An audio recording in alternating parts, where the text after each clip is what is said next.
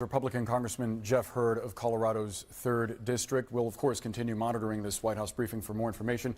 Congressman, for full transparency for our viewers, we were set to discuss the potential reopening of the federal government, and I have questions for you on that, I promise.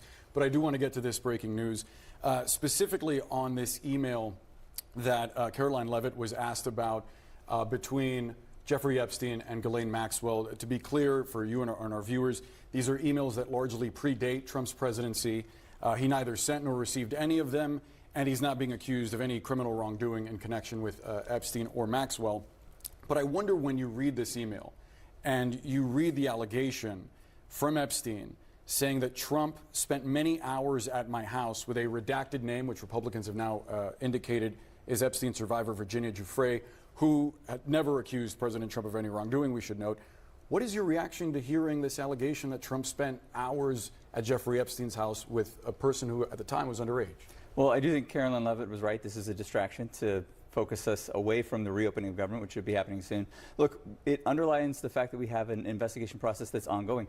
The House Oversight Investigation Committee has had 43,000 documents that it's released. We already have a process that's in place for investigating this. I am in favor of maximum disclosure, and there's a process in place that would do that we're working through the House of Representatives right now. And this, as Leavitt put it, is part of what's being released.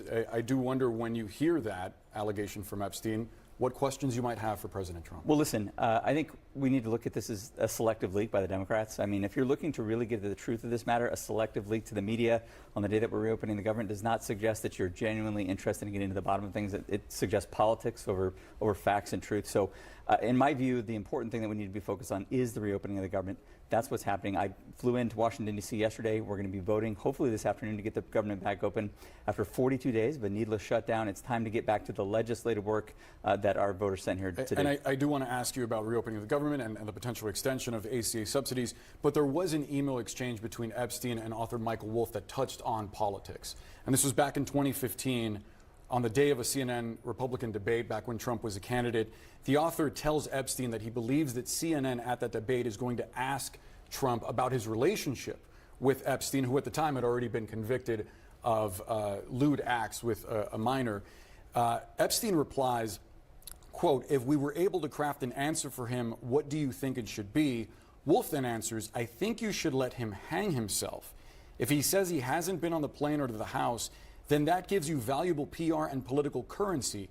You can hang him in a way that potentially generates a positive benefit for you, or if it really looks like he could win, you could save him, generating a debt." To be clear, CNN never asked Donald Trump about Epstein at that debate, but does it make you wonder whether Jeffrey Epstein had some information on Donald Trump that could harm him politically? Look, it's not a good idea to comment on an email that I've never seen that's out of context. This is why we have the House Oversight Investigation process, is to get to this. We're already working through this process of disclosing documents, getting to the bottom of it, while also protecting victims, which I think is an important piece of this. No matter what we do in Congress, we need to get to the truth. We need to have maximum disclosure, but we need to protect innocent victims. As part of getting to the truth, what questions would you want answered based on what you're hearing? Well, listen, let's see what the House Investigation Committee goes through. They've already released 43,000 documents. I'm expecting that we will see some more. Selective leaks and disclosures to the media, particularly when we're about ready to open up the government, I don't think suggest good faith on the part of the Democrats. We'll have to see. Let's let this process go through. I have faith that the Oversight Committee will do its job and get to the bottom of it and make sure that we get to the truth. One more question on this, and then we can move on. Your House colleague, Democrat Jamie Raskin, says that he learned from a whistleblower that Ghislaine Maxwell is receiving special treatment at this facility that she was moved to. Also, she's apparently in the process of filing a commutation application. If he's asked, should President Trump consider commuting Maxwell's sentence? Yeah, listen, I don't know the facts of what Congressman Raskin's saying, if they're true or not, not true at all. But listen, no one should be above the law. We should treat everyone exactly the same, whether it's a high-profile issue or an issue that none of us hear about. That's something that I think we believe as Republicans, that I certainly believe as a Republican. No one should be above the law. No one should get special treatment. On the shutdown, it appears, as you noted, that it is likely to end today, finally, the longest government shutdown in U.S. history. It ends without an extension to these ACA subsidies that Democrats have argued need to be extended. Earlier this month, you and some colleagues, a bipartisan group of colleagues, outlined a proposal to extend and alter some of these tax credits. a large number of Republicans that I have spoken to object outright. They suggest that these are a vestige of the pandemic, that we're leveraging the national debt and money that should be held for our grandchildren in order to pay for a healthcare system that they see as non-functioning. What is your message to them? Why do you hope to convince them to extend these subsidies? Well, my message to them is, regardless of whatever district you're in, how red it is, how blue it is, healthcare and the cost of healthcare is a top concern for the people that we represent. Extending these enhanced premium tax credits for a short period of time, look, it's not ideal. I'm not in favor of permanent subsidies either. I don't think this is good. But in the short term, we need to address the immediate need, which is lowering healthcare costs for people in the individual market. These are families, these are small business owners.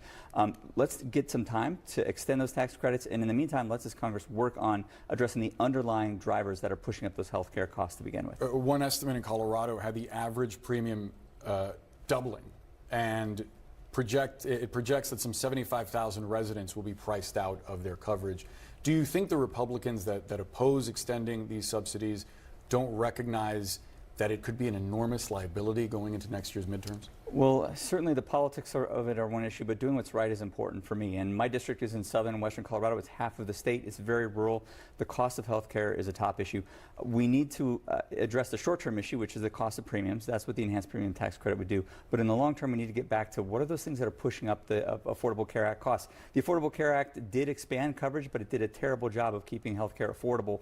We need, as Republicans, as Democrats in the Senate and the House, to work together on lowering those health care costs for our constituents. Getting to another major issue that has been exposed, exacerbated by the shutdown, that is aviation. Given your work on the Transportation and Infrastructure Committee and the Subcommittee on Aviation, I wanted to ask you, when do you think that air traffic control, these issues are going to get fixed? Because we've heard from experts that say that the government may reopen, but some of these issues are going to linger. That's a great point. Listen, as soon as possible is what I hope, but I would imagine that we'll have some residual lags and delays in the system as we get things back up online, as our air traffic controllers get back. It's an issue that affects not only air traffic controllers, but also SNAP beneficiaries and others. This is, again, a totally avoidable situation. We shouldn't have a government shutdown. I voted, along with my fellow Republican colleagues, to keep the government open, to keep it funded.